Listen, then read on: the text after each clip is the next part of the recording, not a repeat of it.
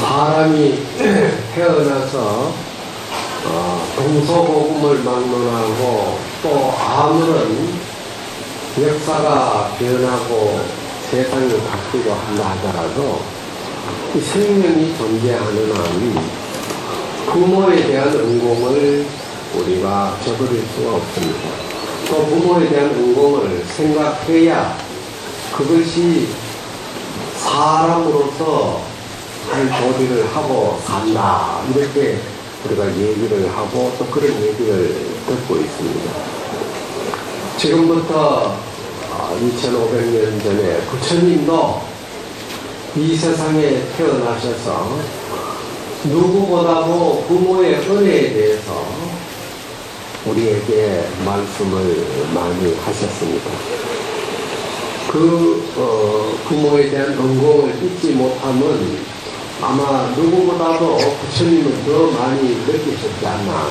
왜냐하면 태어나신 지 일주일 만에 어머님이 돌아가셨습니다. 그래서 성장 과정에서 부모를 생각하는 마음은 아마 남달랐다고 생각이 됩니다.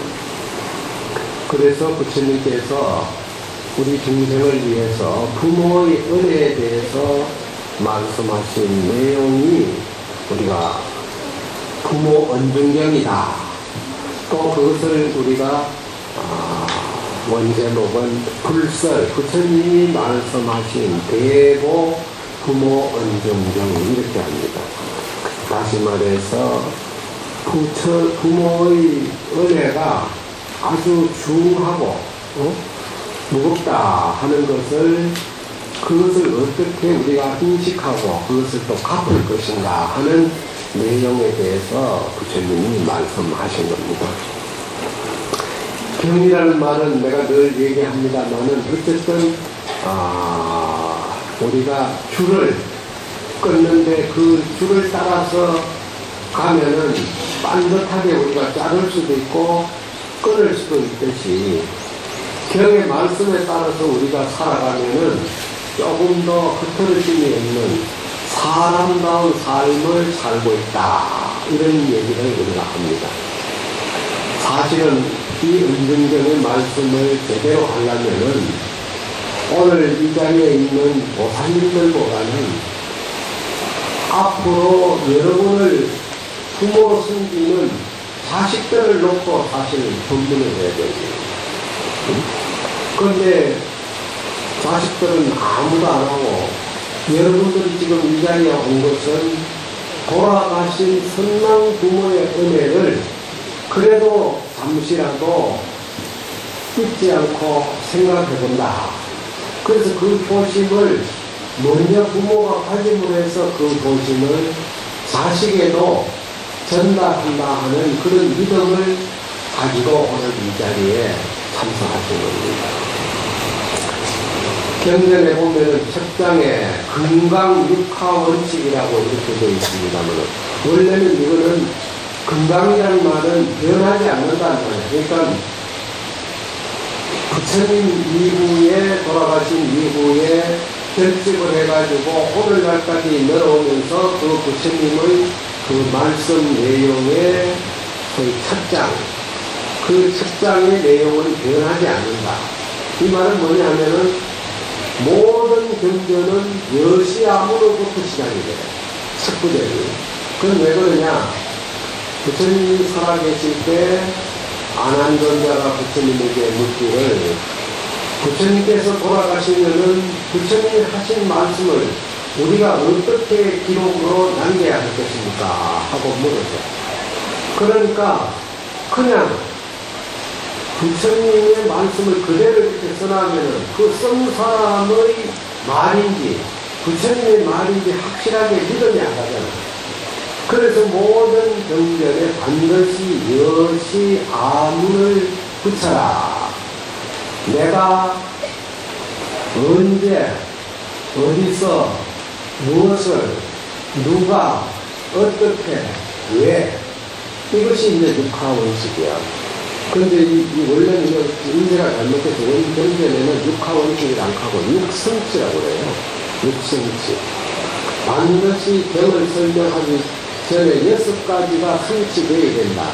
그 6가지가 뭐냐? 첫째는 믿음이 성취되어야 돼. 믿음이 성취된다는 말은 뭐냐? 여시, 이와 같이. 이와 같다는 것은 부처님이 하신 말씀 내용과 같이. 그렇죠? 그러니까 내 말이 아니고 부처님의 말씀이라는 믿음을 줘야 된다는 거예요. 응? 그래서 그 다음에는 그 믿음이 성립이려면은 그 다음에는 누가 들었느냐? 누가? 그게 아문이야. 누가 들었느냐? 내가 들었다. 여기서 말하는 건 누구냐? 바로 아난론자를 말합니다. 아난론자가 부처님을 가장 오랫동안 모셨고 또 부처님 지금거리에서 하신 말씀을 많이 듣고 기록을 했기 때문에 결집을 할 때 부처님이 돌아가시고 난 뒤에 기록을 남길 때 아난의 얘기를 중심으로 해서 기록을 남겼습니다. 그러다 보니까 바로 아문은 그 아라는 것은 아난을 말하는 것이다. 내가 들었다. 부처님으로부터. 응? 그 다음에 어느 때냐 이거예요. 어느 때. 응? 부처님이 왕사성에 계실 때냐 기원전사에 계실 때냐 어디에 계실 때에 들었냐는 그 시가 나와야 되는 거예요. 응? 그 다음에는 그때에 누가 말씀을 했느냐 부처님이 했느냐 간세보살이 말씀했냐 그럼 지장보살이 말씀을 했느냐 그 설주가 있어야 된단 말이에요. 응? 그 다음에는 곳이 있어야 돼. 어느 때, 어느 곳에, 그 설주가 있는데 그분이, 부처님이 어느 곳에서 설했느냐? 그 곳이 있어야 되는 거예요. 그 다음에 그거를 우리가 성취라고 전부 다 하나씩 붙여요. 그래서 신성취, 첫째는 믿음을 가게끔 하는, 이와 같다는 것은 자기가 한 얘기가 아니라는 것을 믿게 해줬으니까 신성취. 그 다음에 아문. 내가 들었다는 것은 아난이 부처님으로부터 들었다 하는 문성치, 들을 문자. 응? 그 다음 세 번째는 부처님이 어느 때냐? 그 시성치, 때의 시자, 그 시절, 시성치. 그 다음에 세 번째는 그때에 누가 설했느냐? 설주가 누구냐? 바로 부처님이다 하는 주성치, 주인주자. 응? 그 다음에 어느 곳이었느냐? 하는 어쨌다, 처성치가 있다. 그 다음 마지막에는 뭐냐? 그때에 도대체 몇 사람이 모여서 들었느냐? 부처님 말씀을. 응? 대중이 얼마였느냐? 이것을 중성치, 대중이라는 중자, 중성치. 그것을 우리가 육성치라고 해요. 그 육성치가 갖춰지고 나면은 그 다음에 부처님이 하신 말씀의 본문이 나오게 되는데 그래서 이 육성치를 우리는 흔히 서분이라고 해요. 서분. 우리 금강경기문 보면 서분, 유통분, 정경분 이렇게 쭉 나오잖아요. 응? 그처럼 첫째 서막이야. 그 이유를, 6가지 이유를 밝혀주는 거예요. 그 이유가 뭐냐? 이제 여시. 내가 한번 읽고 여러분들이 잘 글씨 한번 봐요. 여시야문나 사원이 일시에 부리게 사이고 기수고 도원역에 그리고 38,000인 고사 마살중구하니라. 이와 같이 내가 들었사오니 한때에 부처님 즉 아란전자가 부처님으로부터 들었는데 그때에 들었을 때에 부처님이 어디에 계셨느냐? 사이국이라는 나라에 기수는 기타 태자가 심어놓은 그 정원을 말합니다. 그걸 기수라고 해요.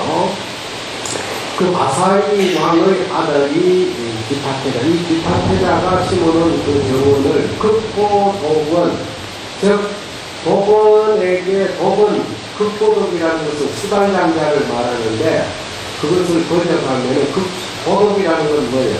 고독은 외로운 사람 아니에요? 그 외로운 사람에게 극이라는 것을 주었다, 보시했다, 응? 이런 뜻이에요. 그러니까 고독한 사람들에게 항상 보시를 잘했다고 하는 그 정원인데 이것이 뭐냐?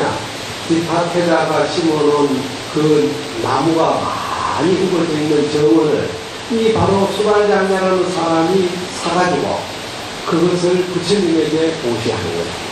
그래서 그것을 극보독은 수발장자가 이름인데 외로운 사람들에게 보시를 다 했다고 해서 그래서 이름이 극보독이에요. 극보. 그 수발장자가 부처님이 여기 와서 법문도 하시고 사십수하고 기증한 정원이라 이 말이에요.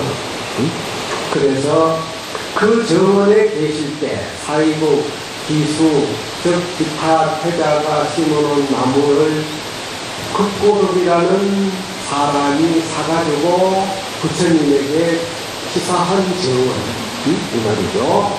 그런 정원에 있을 때 대비구 38,000인 부처님의 제자들이 38,000인이라고 하는 사람들이 함께 있었는데 그 속에 오살 마하살 중이 함께 하셨다 이 말이에요. 이 말은 뭐냐면 38,000이라는 것은 꼭 숫자를 말하기보다는 많은 대중이 있었다. 많은 대중이 있었는데 그 많은 대중 중에 비구가 있었는데 그 비구뿐만 아니라 오살 마하살 중이요. 다시 말해서 성인들도 있고 신령인들도 있고 거산이 즉 정신과 정신의 사부대중이 다 모였었다 이 말이에요. 그러니까 비구라는 말은 스님네를 얘기했는데 원래 비구는 세 가지 뜻으로 해석을 합니다. 비구성 이러면은 뭐 하는 사람이냐? 첫째는 자기 몸의 비구. 다시 말해서 모든 재산을 소유하지 않고 가난하게 살기 때문에 항상 걸식을 얻어먹어요. 얻어먹어요. 우리나라 지금 그 모습은 아직까지 지금 중국 불교가 들어와서 그 중국 불교의 생활 방식을 따르다 보니까 사회의 경제가 소위 운영이 되고 교단이 운영이 되려니까 사찰에 재정 수입이 필요하지만 지금도 그 남방 같은 데로 가면 7가지 시대가 얻어먹어요. 걸식을 합니다. 그게 원래 비구는 그렇게 했대요. 그 다음에 겉으로는 몸을 의탁할 곳이 없는데 항상 가난하게 얻어먹는 생활을 하는 것이고 그 다음에 내면에는 뭐를 주느냐 자기 수행력이 부족하니까 공부를 해야 돼요. 누군가에게 자기 스승에게 또는 고관에게 훌륭한 사람에게 자기가 받지 못한 수행의 가르침을 항상 투구를 해요. 필요해요. 이제 그런 뜻이 두 가지 그 첫째의 글사에 기름을 걸까 선비받자 글사의 뜻이 있어. 그래서 우리가 이걸 비구는 기름 없는 선비다 이런 얘기를 하고 있네요. 그래서 사실은 내가 옛날에 나도 그게 뭐라 그러냐 요즘 말하면은 아주 비싼 옷, 보복, 양장옷 이런 것으로 가지고 옷을 맞춰가지고 이랬는데 사실 나는 지금까지 살면서 옷을 맞춰가지고 살기보다는 항상 그냥 그 시중에 가면 2만원, 3만원짜리 이런 거 그냥 사입었어요. 지금도 나는 그렇게 입는 게 그 보고 사보니까 요전에 누가 한 2불 옷을 맞춰다 갖다가 해줬는데 지금도 안 입고 그대로 옷다리 사놨어요. 다음에 누가 옷 없는 사람을 입으려고. 왜냐? 옷을 잘 입어야 될 이유가 아무것도 없어요. 그냥 여름이면은 더위를 피하면 되고, 겨울이면 추위를 피하면 되지. 그리고 무슨 거꾸로 내가 칼 해가지고, 이런 입을 주고, 이거 그냥 웬만하면 세탁기 돌려가지고, 그냥 적당하게 말라서, 발에서 입으면 되거든요. 그래서 옷 입는 거에 대해서 나는 크게 신경을 안 쓰고 살아왔는데, 사실, 비구는 자기 생활에 근거하려고 노력하는 겁니다. 이게 어려워요. 그 다음 두 번째는 정말로 파악이라 깨뜨릴 파자, 악할락자 자기 자신뿐만 아니라 불법을 훼손하는 모든 악한 악한 행위를 부술 수 있는 그런 사마외도를 척파할 수 있는 힘을 가져야 돼요. 그게 비거예요. 그 사마외도를 척파한다는 것도 쉽지 않습니다. 뿐만 아니라 세 번째는 포마라고 했습니다. 다시 말해서 비구는 마구니가 접근하기를 두려워해야 된다. 그 비구는 엄격한 생활을 거의 들어야 돼요. 그런데 내가 이 보건사 보니까 제일 먼저 신부님들이 하는 얘기가 보건사 주시는 웃는 모습 보기가 힘듭니다. 왜 웃기 싫은 거 아니에요. 웃고 싶지. 네? 그러나 스님네들이 생활 방식은 너무 그렇게 흩어진 모습으로 가서는 안 된다.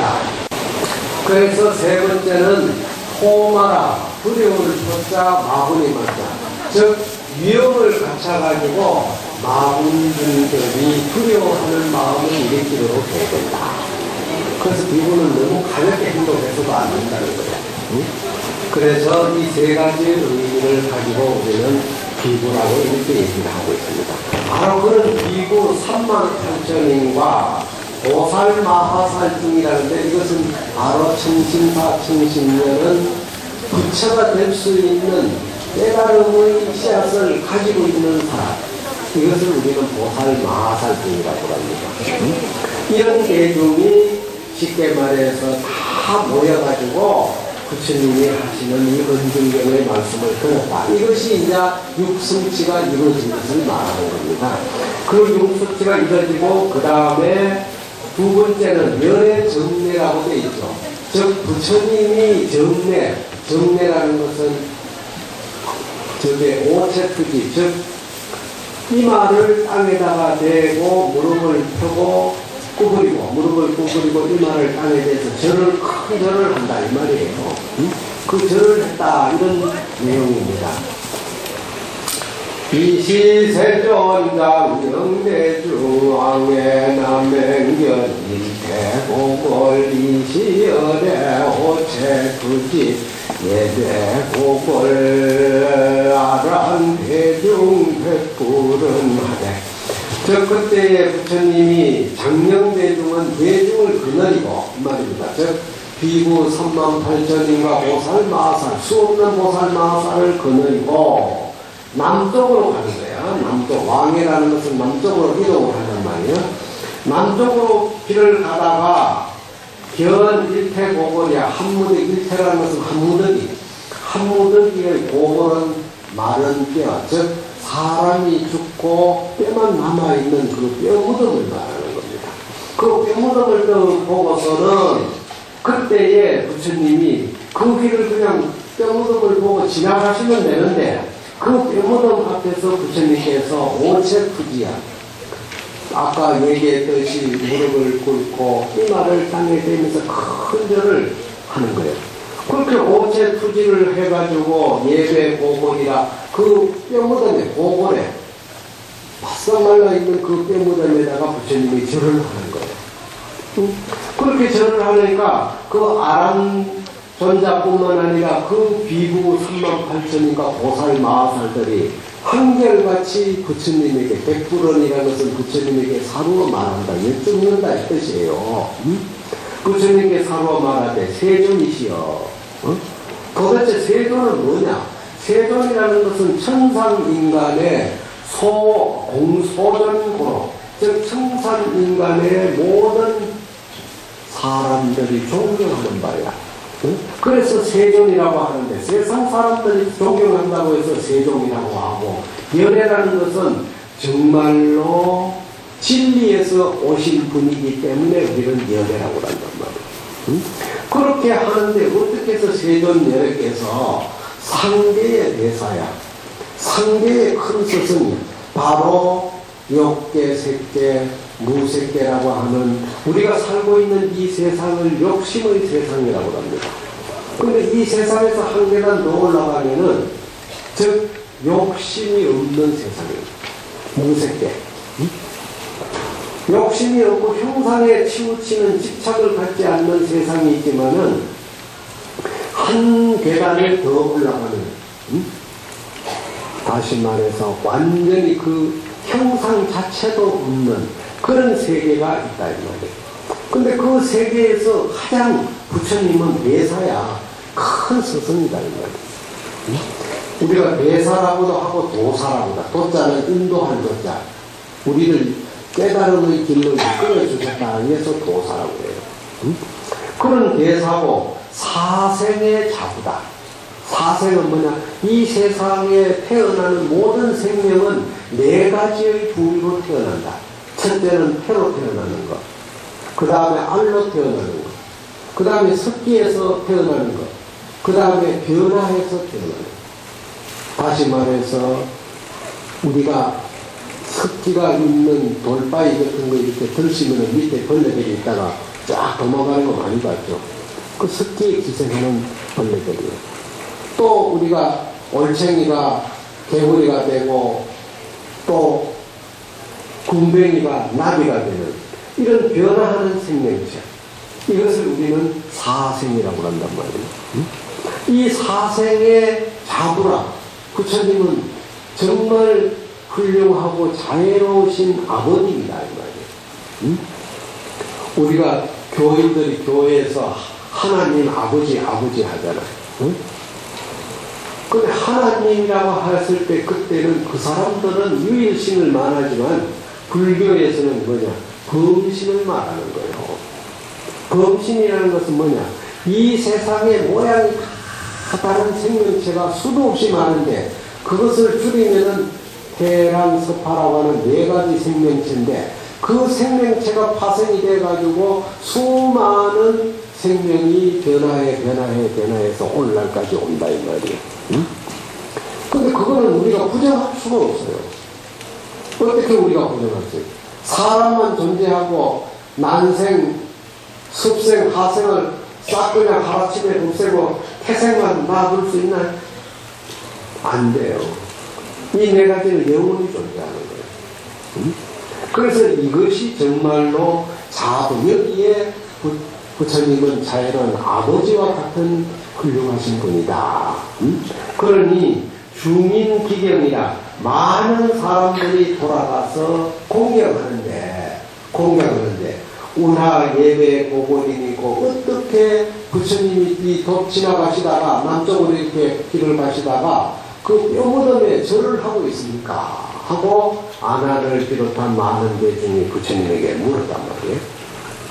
그러니 부처님이 아란에게 말씀하시기를, 곧자는 이른다 이런 뜻이에요. 부처님이 아란에게 이르시기를 여수시 오 상족 제자, 너가 비록 나의 상족 제자라는 것은 제자들 중에 제일 웃자리에 앉는 사람, 웃자리에 앉는 사람이다 이런 뜻이에요. 상족 제자인데 출가심은이라, 출가한 지도 아주 오래됐다. 너가 출가한 지도 아주 깊고 그 수행한 그 법력도 깊은데 지사미광이라, 이런 일에 뼈가 있는 이 생명의 소위 존재 가치에 대해 가지고 미광이라, 이런 일을 아는 데 있어서 지사, 지금 이 뼈가 내가 뼈무덤 앞에서 절을 하는 이런 일을 아는 데 있어서는 미광이라, 네가 자세히 넓게 이해하지 못하고 있구나 이 말이에요.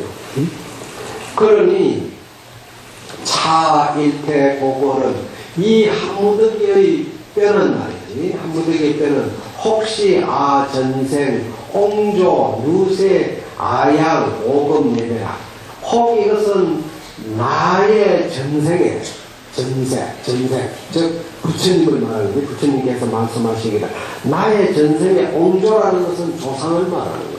조상. 예를 들어서 고조 이상, 정조 이상 올라가는 그 조상. 가문의 그 조상이고 누세아양이라, 누세아양이라는 것은 과거, 현재, 미래 3생을 이어오면서 아양은 부모를 말하는 거예요. 삼생에 이어오면서 부모이기 때문에 말이지, 부모이기 때문에 오금예배라 내가 이제 얘기한다. 다시 말해서 그 뼈묻음은 우리 집안으로 보면은 과거의 조상일 수도 있고, 삼생, 과거, 현재, 미래, 삼생으로 보면은 나의 부모일지도 모르기 때문에 내가 여기에 절을 하는 것이다. 그렇게 얘기했습니다. 이 부처님은 얼마나 부모의 은혜에 대해서 소중한 가치를 가지는 겁니까?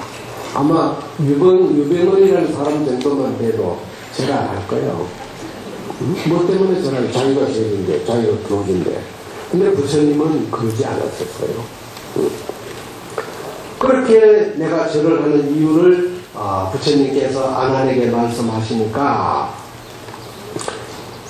또 뿐만 아니라 부처님이 아난에게 또 이르기를 여장차 일태곡을 너가 이 한 무더기의 뼈무덤을 가지고 이 말이야, 분작, 저 뼈를 하나 잡아가지고 가지고서 분작 2분이라 두 동간이 한 번 이렇게 짜게 보라 이 말이야.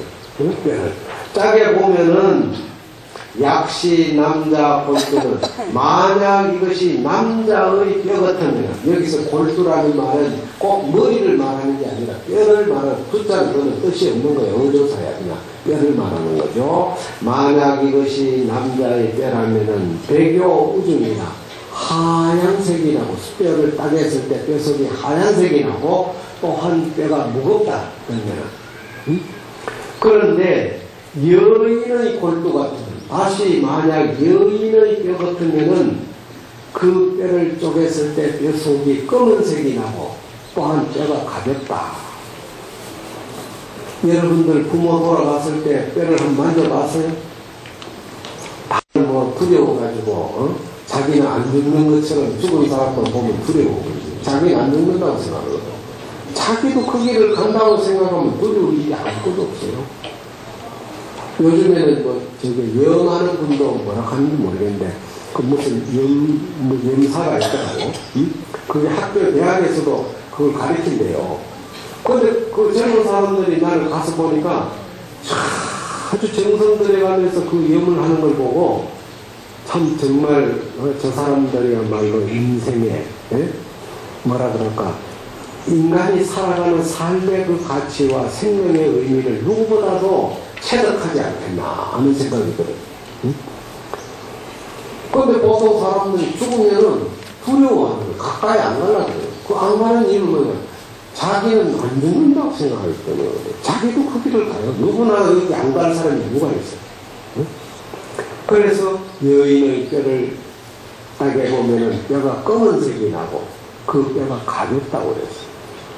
그런데 왜 남자의 뼈는 무겁고 희고 여인의 뼈는 가볍고 검느냐?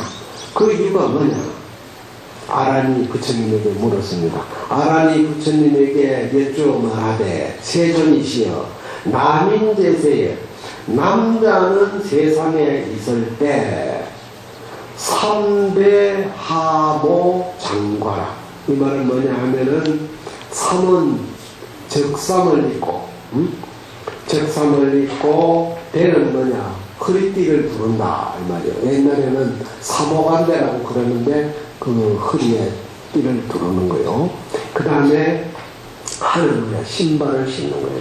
신발을 신고 모는 상투를 메고 위에 가서 쓰니까 모자를 쓴단 말이에요. 모자를 쓰고 장과라. 장과라는 말은 그렇게 장식한다, 걸친다 이 말이에요.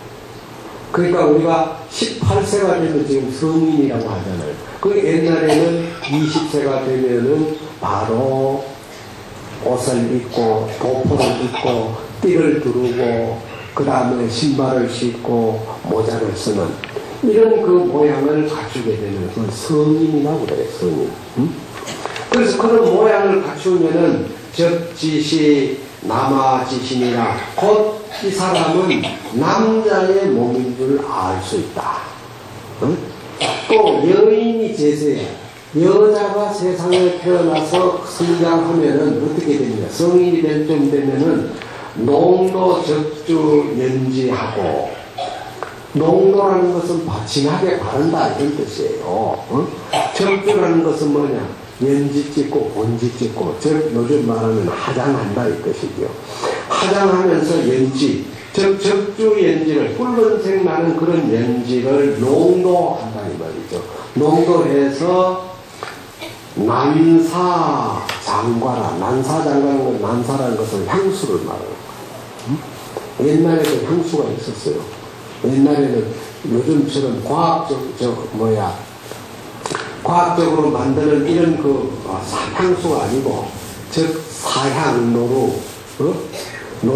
배꼽에 달린 혹을 떼어가지고 그것을 갈아가지고 통에다 담아서 몸에 지니면은 그 사람 몸에 사향 냄새가 나요. 그 옛날이나 지금이나 여인들은 근본적으로 바르고 장식하는 걸 좋아하는 거예요. 근데 그렇게 되면 우리가 성인이라고 하는 성인. 그런데 지시 여여지신이라 그런 모습을 보고 이 사람이 여자의 유다 하는 몸을 우리가 알게 된다 이 말이에요.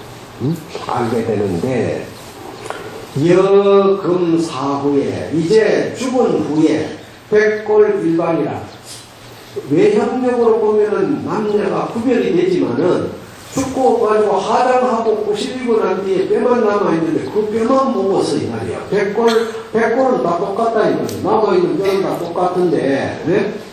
교, 제자, 여하, 인덕이 있고, 어떻게 제자로 하여금 어느 것이 남자의 뼈고 어느 것이 여자의 뼈라고 이렇게 알 수 있겠습니까? 하고 바로 부처님께서 알아내게 하시는 말씀입니다. 그러니까 부처님이 알아내게 이르시기를 남자는 제세지시에, 다시 말해서 세상에 있을 때에 입어 가람하고 가람에 들어가서, 여기서 가람이라는 것은 꼭 절을 말하는 것이 아니라 우리가 요즘 말하면 서원이라든가 또는 학교라든가 그 사람이 어떤 지식을 배우고 예의 범죄를 배울 수 있는 그런 곳에 들어간다 이 말이죠. 그런 곳에 들어가서 교육을 받는다는 뜻이에요.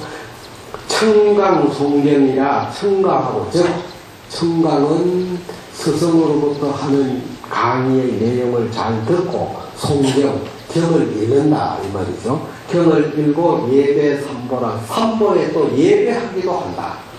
다시 말해서 부처님의 출가자가 되어가지고 삼보에 예배하는 이런 마음을 가지고 영불명자라, 항상 부처님의 명자를 생각한다, 명호를 생각한다 이 말이죠.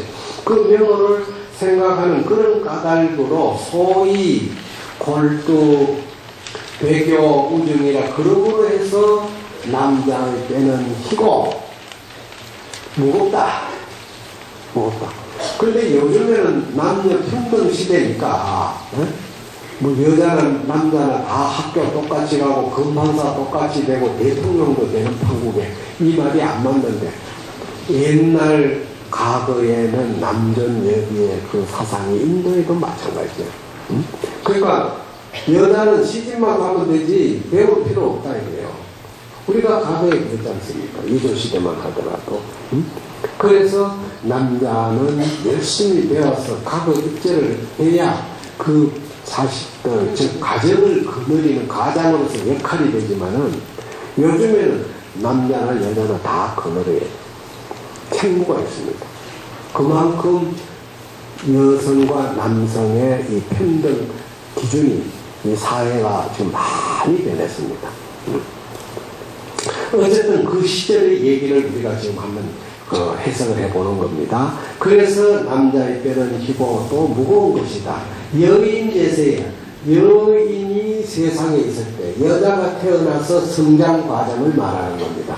그 성장 과정에서는 자정업력과 생남생략, 자정업력이라는 것은 뭐냐, 여자는 가정에 있다 보니까 다른 생각은 잘 못하고 어떻게 하면은 내가 아이를 잘라가지고 훌륭하게 키울 것인가, 이것만 생각하는 거예요.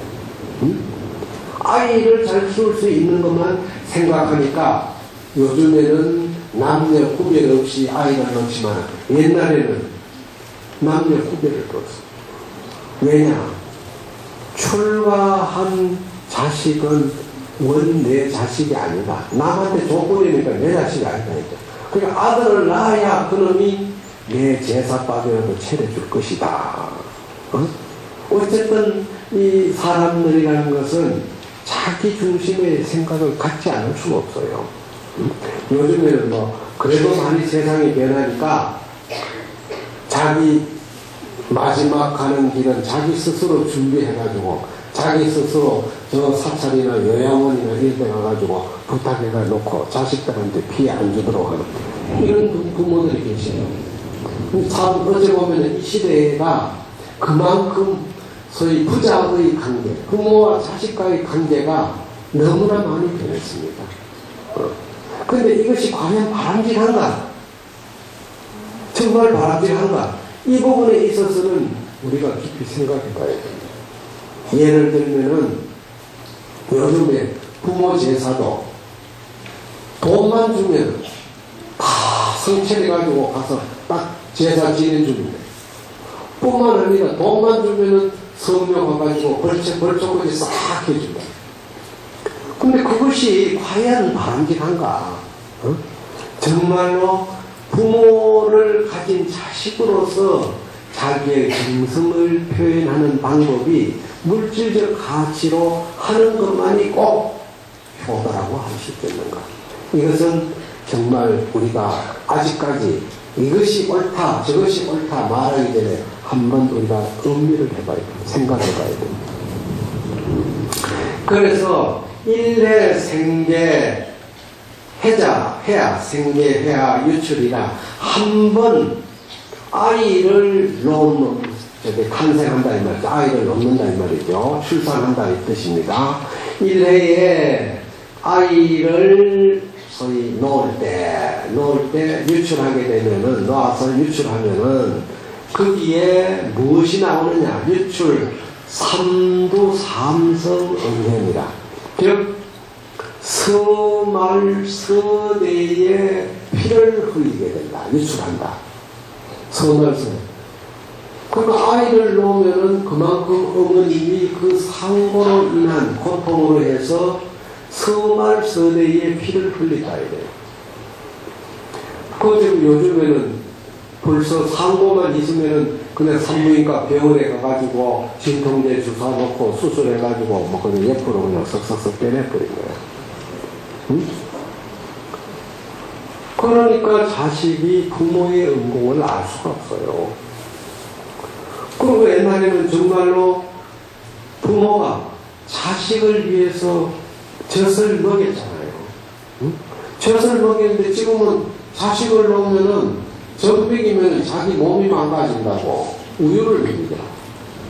그 우유를 먹이니까 아이들이 크니까 부모 말을 안 듣는 건 당연하지. 소젖 먹고 살았으니까 소새끼인데 어떻게 부모 말을 듣느냐고. 이 보통 부모가 그런데요. 자기 자식을 자기가 젖을 먹여서 키워야 된다는 마음을 가져야 젖이 나오지. 우유를 먹이고 내 젖을 안 준다는 마음을 가지면 몸에 젖이 안 나온대. 다시 말해서 자기 몸을 먼저 생각하면 젖이 안 나온다는 말이에요. 그런데 옛날에는 자연 출산할 때는 정말 서말 서대의 음혈을 유출한다. 피가 나온다. 뿐만 아니라 그 아이를 키우는 데 있어서 음양, 팔복, 사두, 백류라. 즉, 8성, 팔복은 8성, 사두는 원래 너말, 8성 너말의 백류, 우유를, 여기서 백류라는 것은 소젖을 말하는 것이 아니라 어머니의 젖을 말하는 겁니다. 그 어머니의 젖을 음양, 키운다 해요. 어머니가 그렇게 먹인다 이 뜻이에요. 어머니가 8성 너말의 백류를 먹여서 먹이는데 이런 까닭으로 해서 그 그러니까 아이를 키우기 위해서 그 아이가 젖이 끊어질 때까지 8숨 너말의 우유를, 즉 몸에 나오는 젖을 먹였으니 그 안에 골수가 흰색이 될 수 없다는 말이에요. 그래서 그런 까닭으로 골두 흑요우견이라 그 뼈가 또한 끊고 가벼울 수밖에 없다. 이게 부처님이 아난에게 하신 말씀입니다. 다시 말해서 부모라고 했을 때 정말로 아버지의 은혜도 중요하지만 어머님의 그 은혜는 더 중요한 거예요. 그래서 옛날 시에도 그런 말이 나와요. 대명도 불렁파 장야지언이 태양이 아무리 밝지만은 어두움이 오면은 그 어두움을 깨뜨리지 못한다. 자모도 불렁고 신의지자라 아무리 자비스러운 어머니가 자식밖에 모르지만은 자식이 만약 먼저 죽으면 자기가 놓은 자식이라고 해서 자식을 대신해서 죽을 수가 있나요? 죽어진다고 해서 아이가 살아나느냐 이 말이에요. 안 되잖아요. 그러나 부모는 자식을 대신해서 죽음도 각오하는 이런 마음을 가지는 거예요. 그게 부모입니다. 그래서 부처님께서 이러한 사유로 해서 남자의 뼈는 무겁고 희고 여자의 뼈는 이런 사유로 해서 끄고 가볍다. 이런 얘기를 했습니다. 그러니까 아란이 아란문어의 통할 의심이라 아란이 부처님의 그 말씀을 듣고서는 통할 의심이라 심장이 아프고 끊어지는 듯 하더라. 아프고 끊어지는 듯. 그렇게 마음을 가지면서 수루비역이라 수루비역은 뭐냐 눈물을 흘렸다 이 말이에요. 그 슬픔을 부모의 은혜를 생각하니까 그 슬픔을 잊지 못해서 눈물을 흘려.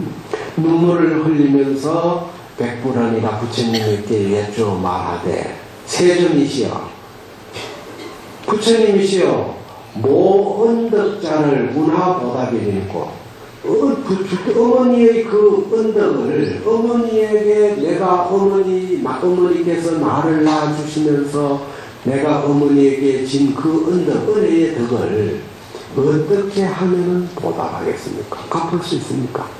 이렇게 물어봐요. 그러니까 부처님께서 설명을 하시는 겁니다. 즉 부모의 언덕을 알려면 부모가 나를 잉태해가지고 나를 탄생시키기까지의 과정을 생각을 해봐요. 그거 설명이야. 그래서 삼장은 미월 구로라 다리 아이를 가져가지고 다리 차고 찰수록 미월은 다리 찬다는 뜻이에요. 다리 차면 찰수록 구로 몸도 무겁고 마음도 무겁고 몸도 피곤하고 마음도 피곤해진다 그 말이에요. 불보 아란하되 부처님이 아란에게 이르시되 여금제청 개청하라. 내가 이제 너한테 잘 얘기할 테니까 네가 자세히 한번 들어봐라. 자세히 들어라. 오금여의 분별을 해설하리라. 내가 이제 너를 위해서 여기서 너라는 것은 아란만이 얘기하는 것이 아니라 아란과 더불어 38,000의 비구 보살 대중을 위해서 이런 뜻이에요. 위해서 분별 해설이라. 내가 조목조목 나누어가지고 즉 달별로 첫 달서부터 10월 탄생 10개월이 돼서 탄생할 때까지 그것을 나눠가지고 내가 설명을 하겠노라. 아양해자 10월 지중에 즉 아양이 즉 어머님이 아이를 가져가지고 말이죠. 아이를 가져가지고 10개월이 되는 가운데에 극신신고하니 지극히 고통스러워지 다리 차면 찰수록 더 신고 힘들어지니 아양 1개월 해태에 어머님이 아이를 임신하는데 1개월째가 되는 거예요. 태가. 태를 해태라는 것은 그 아이의 태가 만들어지는 그 첫 달이 말입니다. 그 첫 달에 이 말이죠. 흡여 초두상주라. 그 아이가 태가 이렇게 딱 만들어지면 그 태 속에 아이의 형상이 처음에 어떻게 쓰느냐. 1개월째 되는 날에는 마치 끝이 풀잎이 있으면 풀잎에 아침에 이슬방울이 똥 맺혀져 있잖아요. 그 이슬방울은 처음에는 아주 맑게 보이는 거예요. 그러니까 첫 개월에 1월 달에 아이를 가지면은 그 태몽 속에 아이가 성장하는 게 어떤 때부터 시작이 되는 마치 풀잎에 맺혀진 이슬처럼 그렇게 시작이 된다는 거예요. 그 동그란 구슬처럼 되는 거예요. 그렇게 있다가 보조, 불보, 모라 아침에 있다가 저녁에 없어지는 거예요. 그러니까 그 동그란 이슬 같은 그 태 속에 동그란 점이 있었다 없었다 있었다 없었다 하는 거예요. 그렇게 하다가 오시의 소산 조신의 치장내하니 아침 이른 새벽에 모였다가 그것이 점점 커지는 듯 하더니 장내라는 것은 거기 자꾸 커지는 듯 하더니만은 오시의 소산구라. 낮이 되면은 그냥 없어져 버려요. 첫 달에 임신하면은 그런 형상이 된다. 그러니까 부모도 잘 모르지. 어머님도 아이를 가졌는지 안 가졌는지 몰라. 있다가 없어졌다 하니까. 그런데 아양 양계월 해토라. 어머님이 2달째 그 임신, 즉 태 속에 아이를 품었을 때 이 말이죠. 그때는 어떻게 되느냐. 흡여 방락 음소라. 마치 음소가 방락한 것 같다. 즉 우유를 한 방울 딱 떨어뜨린 것 같다 이 말이에요. 그 우유는 처음에는 이슬방울이라 해서 이슬방울은 투명하잖아요. 근데 2개월째부터는 그 점이 우유처럼 진하게 된다. 투명하지 않고 마치 우유방울 떨어뜨린 것처럼 진하게 된다 이 말이 방락은. 그런데 아양 3개월 했더니 어머님이 3개월째 태몽을 가지면 태를 가지면은 태 속에 그 아이를 품으면은 흡여 응열이라. 그때는 마치 붉은 핏자국처럼 엉켜지는 거예요. 그러니까 3개월째에서부터는 사실 생명이 탄생된다고 봐야 돼요. 핏자국이 엉켜지는 거예요.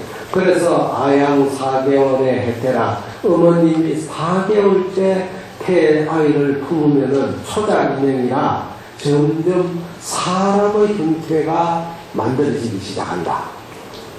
그래서 임신 초기에는 소위 뭐라고 하나 유산이라고 하나 그런 것이 가능할는지 몰라도 4개월째 되면은 사실은 하면 안 된다고 그래요.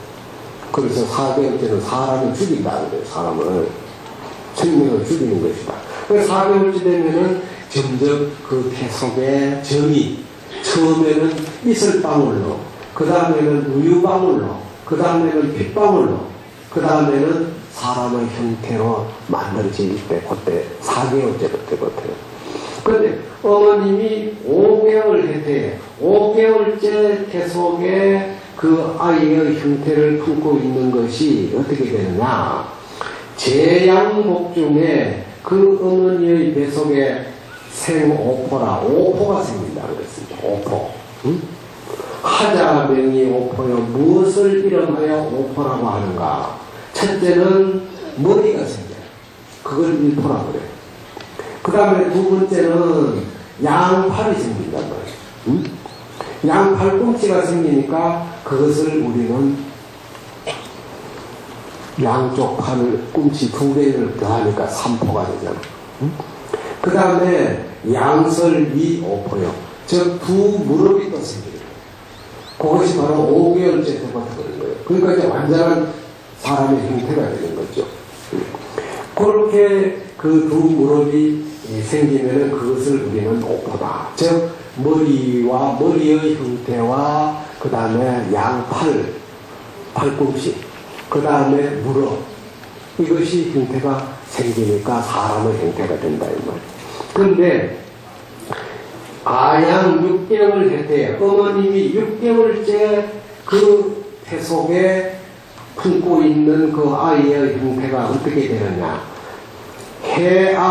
해아제양 복중에 그 아이가 어머님의 뱃속에서 육정계작, 육정계락, 육정이 그때부터 열리기 시작한다.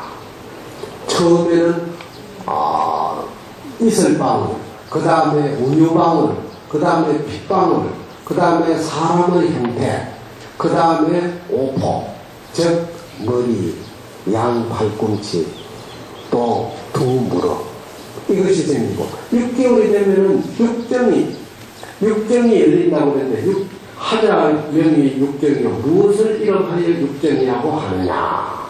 첫째는 6개월이 되면 벌써 눈이 생기는 거예요. 그걸 일정이라고 해요. 그 다음에 두 번째는 기가 생기는 거예요. 양쪽 기가.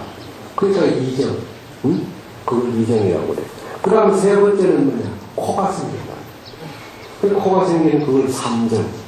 그 다음에 네 번째는 입이 생긴단 말이에요. 그러니까 그 다음에 사정. 다섯째는 혀가 생기는 거예요. 혓바닥. 혓바닥이 생기고 오정이에요. 그 다음에 여섯 번째는 그 안에서 벌써 아이가 싫고 좋은 것을 생각하게 돼요. 그래서 임신 6개월이 되면은 음식을 굉장히 조심해야 돼요. 왜냐? 그 아이가 음식을 퍼다먹고 싫고 자기 음식에 맞다 안 맞다 하는 걸 그때부터 느낀다는 거예요. 아이가. 그래서 임신 6개월 전에 굉장히 조심해야 된다. 그래서 이것을 우리는 육정이라 하는데 아이가 어머님이 7개월째 그 아이를 품어가지고 있을 때 그 태속에 품고 있는데 그 아이가 어떻게 변하느냐. 해야 재능 복중에 생 360골절 84,000모공이라 7개월이 되면은 아이가 어머니 뱃속에 있어가지고 뭐가 생기느냐. 그 태속에서 360골절이 생깁니다. 뼈마디. 우리가 지금 몸에 가지고 있는 요 뼈가 마디가 없으면은 이게 손가락을 펴가지고 누지를 못해요. 마디가 있으니까 우물해집니다. 발도 마찬가지야. 그러니까 사람 이 구조 안에 뼈와 뼈가 연결되는 이 골절이 360골절이라고 해요. 그래서 사람이 구부리기도 하고 펴기도 하고 마음대로 움직이고 걷고 하는 거예요. 360골절이 생기고 7개월 돼서부터 84,000 모공이 있습니다. 우리 이 피부가 전부 다 모공이 숨쉬는 구멍이 있어요. 지금 눈으로 안 보이지만 현미경으로 봐봐요. 자세히 보면 전부 구멍이 있어가지고 사람이 땀이 나는 거는 왜 모공이 있으니까 땀이 나는 거예요. 응? 모공이 없는 건 땀이 안 나. 그래서 84,000 모공이 그때부터 7개월째부터 생긴다. 근데 이렇게 생겼으니까 완전한 사람의 형태가 된 거예요. 응?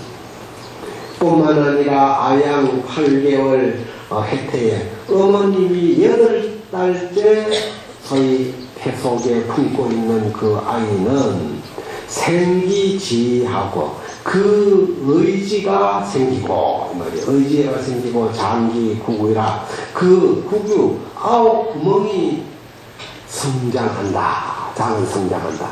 이 말은 뭐냐 하면은 의지는 즉 아까 얘기했듯이 좋고 나쁘고 희로애락 우리가 가지고 있는 이 감정이 벌써 8개월이 되면은 뱃속에서 아이가 다 느끼고 있다는 거. 심지어 저게 숨 쉬는 소리까지도 어머니 뇌에 대면 들린다고 하는데 실제 안에서 아이가 그렇게 다 느끼고 있는 거예요. 말만 못하는 뿐이지. 응? 뿐만 아니라 그때부터 구규가 생기는 거예요. 구규는 뭐예요? 우리가 가지고 있는 눈 2개 구멍, 귀 2개 구멍, 코 2개 구멍, 그 다음에 입 한 개 구멍, 그 다음에 항문 요도. 그래서 이 중생은 뭐라고, 이 구비를 가진 중생을 뭐라고 그랬냐, 업으로 매진, 즉 부처님의 말씀에 의해서 태어난 것이 아니라 과거 전생에서부터 지어온 그 음력에서 태어난 중생이기 때문에 그 구별을 매일 청소 안 하고 놔두면 더러워서 안 됩니다. 흡수하고 나서 세수 안 하면 눈곱대기 끼고, 귀 청소 안 해주면 귀 꼭대기 끼고, 코 깨끗하게 안 풀어주면 콧물이 줄줄 거고, 양치질 안 하면 입에 냄새나. 항문 열어도 말할 것도 없잖아요. 이것이 업으로 맺어서 만들어진 업력의 소산이기 때문에 근본적으로 이것을 뭐냐, 미면형무라. 이 업으로 난 이 중생은 형상의 더러움을 근본적으로 면하지 못한다. 면할 수가 없다. 그래서 청정하게 해야 된다 이 말이에요. 깨끗하게. 응? 그래서 벌써 8개월째는 구귀가 성장하고 아양 9개월 해태에 어머님이 9달째 태가 생기는 그 태 속에 아이가 성장하는 모습이 아예 재난 복중의 긱식이라, 즉 아이가 어머님 뱃속에 있어서 밥을 먹고 어머님이 먹는 음식을 받아 먹는단 말이야. 그 다음에 밥을 먹기 때문에 불찬 보리 산과라. 다시 말해서 어머님이 음식을 그때부터는 굉장히 주의해야 되는데, 밥을 먹되 말이에요. 먹되 쉽게 말해가지고 복숭아, 배, 그 다음에 마늘, 그 다음에 너무 요즘 말하면 뭐라고 하나, 그 인도 음식을 뭐라고, 카레 같은 그런 그 진한 그 향이 나는 거, 이런 음식을 먹으면 안 돼요. 임신부는 벌써 9개월 되면 그때는 음식을 진짜 많이 먹어야 돼요. 그런데 음식을, 그런 소위 자극적이 있는 음식을 먹으면은 그 아이가 배속에서 거부하지 못하고 어머님이 먹는 대로 받아서 먹어야 되니까 그 아이가 성장하는데 성격이 변해요. 변할 수가. 그래서 그 임신부가 고기를 많이 먹는 거는 그 아이가 나중에 크면 성격이 포악해지는 거예요. 포악해질 수밖에 없는 거예요. 어? 그래서 오곡 엄밀한 오곡을 먹어라. 오곡을. 응? 요즘 말하면은 그 유비룡. 그러니까 아마 그 저게 누구야, 유병헌이 같은 사람은 아마 은중병을 옛날에 한번 읽어봤던 모양이야. 그러니까 오곡을 찾았으니까 유비룡은. 응? 그런데 어쨌든 임신부는 그 몸가짐에 있어서 아이를 출산하기 전에는 음식을 굉장히 주의해야 됩니다. 그리고 우리가 흔히 그 아이가 태어나가지고 정상적으로 성장하지 못하든가 또는 신체에 어떤 장애를 가지고 난다든가 이런 것들이 전부 다 부모의 책임이야. 부모가 평상시에 몸 관리를 잘못하면은 그런 현상이 나타날 수 있는 거예요. 그래서 오곡을 먹어야 되고, 아양 생장 향하라. 그 어머님의 그 생장, 즉 가슴이 아래로 향하고 숙장은 향상이라. 어머님의 그 숙장은 위로 향해서 유일자산하니 마치 한 산이 있는 것 같다. 이 말은 뭐냐면은 어머님의 오장육부 속에서 그 아이가 가지고 있는 오장과 그 육부가 크기 시작하는데, 그것이 처음에는 단단하게 생겨가지고 날이 차면은 찰수록 그게 자꾸 크기로 익숙해진다는 건 뭐냐, 안에 심폐기능의 모든 것이 자꾸 커진다 이 말이에요. 응? 그래서 마치 한 무더기 산처럼 된다 이 말이지. 응? 산처럼 되니 차산유 삼반명자 하니, 마치 그때는 이제 쉽게 말해가지고 9개월 되면 배가 볼록하게 나오잖아요. 마치 산봉우리처럼 볼록하게 나오는 거예요. 볼록하게 나오는 그것이 뭐냐면 저 중앙에 좀 열어요. 중앙에 뭐야? 그것이 뭐냐 하면은 마치 하나의 산모들이 산봉우리처럼 되는데 이 산을 이름하여 삼반명자, 요 삼반명자하니 세 가지 이름을 붙여준다. 세 가지 이름을. 9개월째 세 가지 이름을 붙여준다고 했으니까 첫째는 수미산이요. 둘째는 업산이요. 셋째는 혈산이다. 여러분들이 정말 이거 깊이 깨달아야 됩니다. 여기서 수미산이라는 것은 무엇을 말하느냐? 즉 아이가 벌써 9개월째 되면은 배가 볼록하게 나온다는 것은 그 아이가 신체적 기능이 완벽하게 갖췄다. 완벽하게 갖췄을 뿐만 아니라 벌써 의식이 엄마가 생각하는 의식하고 똑같이 하고 있다. 똑같이 하고 있다. 그렇지 우리가 얘기해서 아이는 다 듣고 있어도 우리는 못 듣는다, 말을 안 한다 이렇게 생각하고 있지만 다 말하고 듣는다 이거. 그러면 여기서 수미산이라는 것은 물론 그 임신한 아이의 그 어머님의 배가 크다는 의미도 있겠지만 또 한 가지는 뭐냐? 그 아이는 근본적으로 우주라고 하는 이 공간 속에 한 생명으로 태어났다.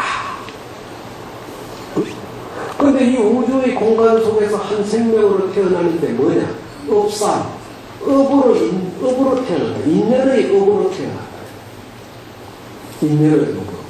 그 인연의 업이라는 것은 뭡니까? 결국은 엄마와 아빠가 만나는 것도 인연이고, 그 만나서 아이가 탄생이 되는 것도 인연이다. 근데 그런 그 인연이 선연이 있고 악연이 있어요.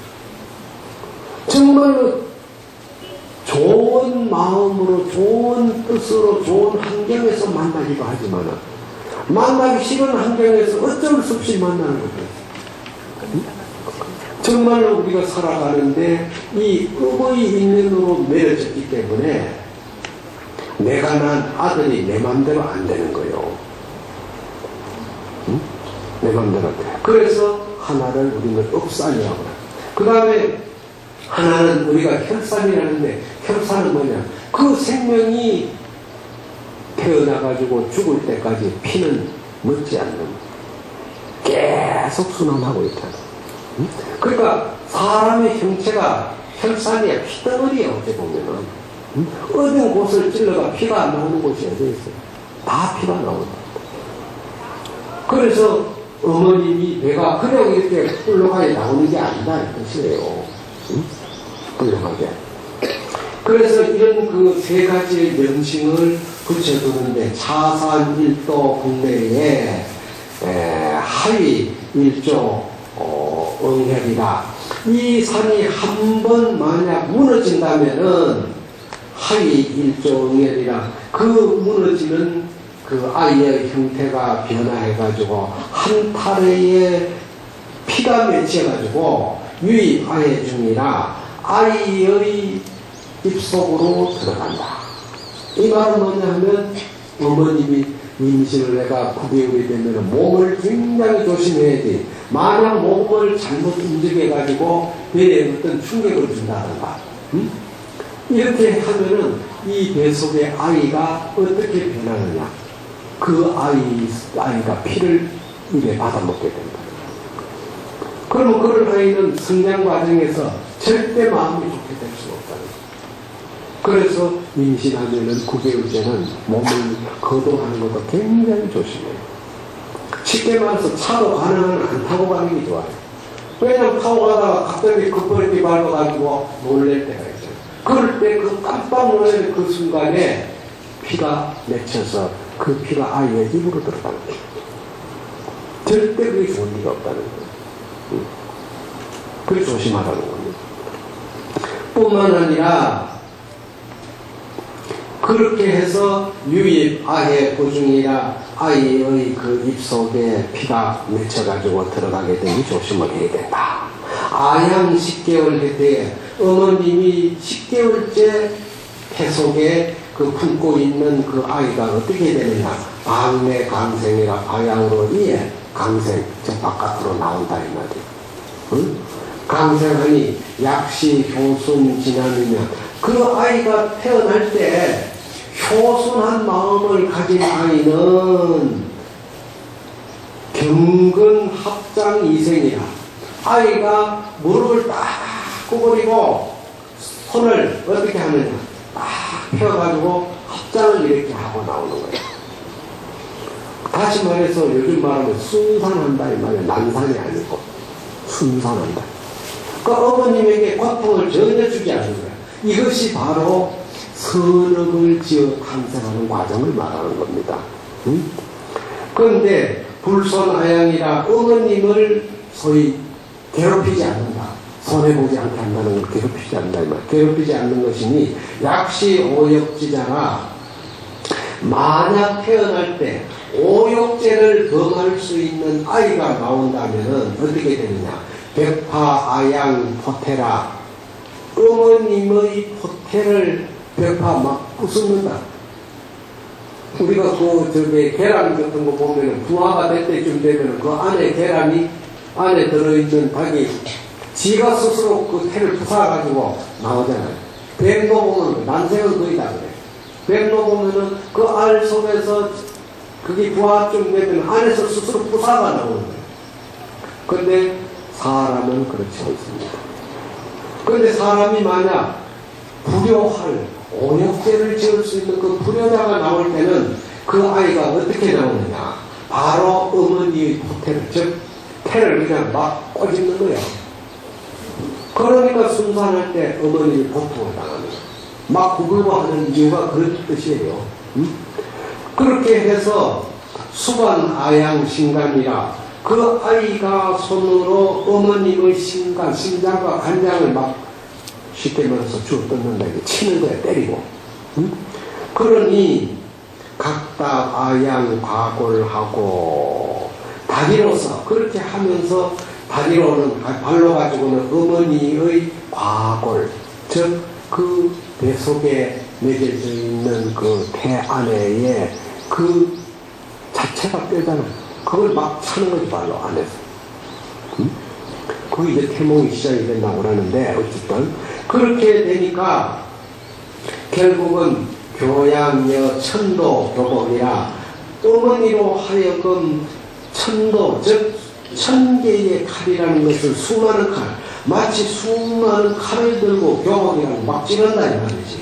찌르는 거와 같고 흡사 만인 찬심이라 마치 만인은 만개의 송곳, 칼로 찌르고 송곳으로 찬심, 심장을 찌르는 것과 같다. 만인으로 심장을 찌르는 것과 같다.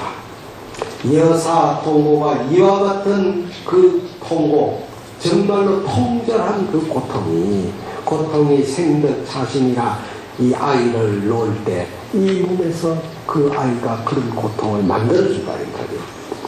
그러니 유유시건이라 오직 그 아이는 부모에게 10가지 은혜를 잊게 된다. 10가지의 은혜. 10가지의 은혜는 이제 다음에 본문을 하기도 오늘 또 제도 지내야 되는 시간이 없잖아요.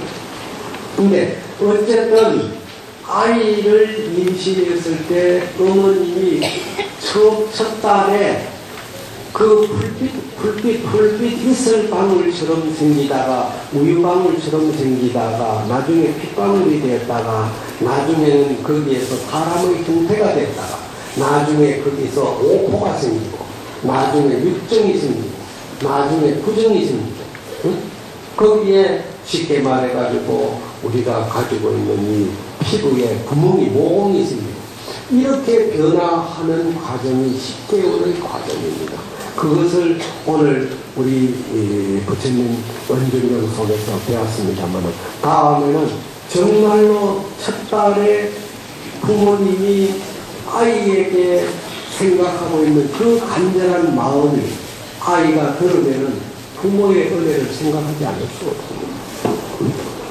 제가 그전에 그런 얘기를 들었어요. 어떤 사람이 절에 와가지고 할머니인데, 스님, 세상에 이럴 수가 있겠습니까? 그거 왜 그러죠? 우리 집에 며느리가 나만 보면 구박하고 늙고 추졌다고 늙게 그렇다. 응? 그런데 아들이 있을 때는 꼼짝 못하고 가만히 가. 아들만 출근하고 나면은 와가지고 그냥 괴롭힌다. 응? 그렇게 괴롭히니까 하루는 모욕을 좀 하려고 따신물 좀 나오게 보일러 좀 틀어달라고 했더니 방에 돈 3,000원을 픽 던지면서 옆에 동네 목욕탕에 가서 씻고 오면 되지 왜 집에서 씻냐. 응? 그래서 하도 참 기가 차서 응? 아들이 퇴근하는데 아들이 그 얘기를 했대요. 아들한테. 그런데 이 아들이 정말로 참 효심이 지극한 그 효심이 있는 아들이어서 그런지 몰라도 자기 부인을 불러놓고 그랬어요. 여보, 내가 당신하고 이혼해가지고 나가 마늘 하나 다시 얻으면 그건 가능하다 이거야, 법적으로. 응? 그런데 내가 나를 낳아준 어머님을 내가 어떻게 바꾸겠냐고. 바꿀 수 있느냐 이게. 응? 이건 안 된다 아니야. 돌아가시면 모르지만 응? 어머님이 끝없이 살아계시는데 내가 어떻게 바꿀 수 있냐. 차라리 당신을 내가 바꿔야지 어머님을 내가 바꿀 수 없지 않냐. 그런데 그 며느리가 그 말을 듣고부터 정말로 자기도 자기 부모를 생각하니까 아 내가 정말 시부모도 부모다. 응? 이렇게 해서 안 되겠다 해서 그 다음부터 마음이 변해지더라. 그것은 뭐냐? 그 자식이 부모에 대한 효심이 남다르기 때문에 그렇습니다. 우리가 간포지교라는 말이 있습니다. 이건 뭐냐? 까마귀도 응? 자기를 낳아준 어미가 눈이 멀면 새끼가 먹을 것을 물어다가 키워야 된다.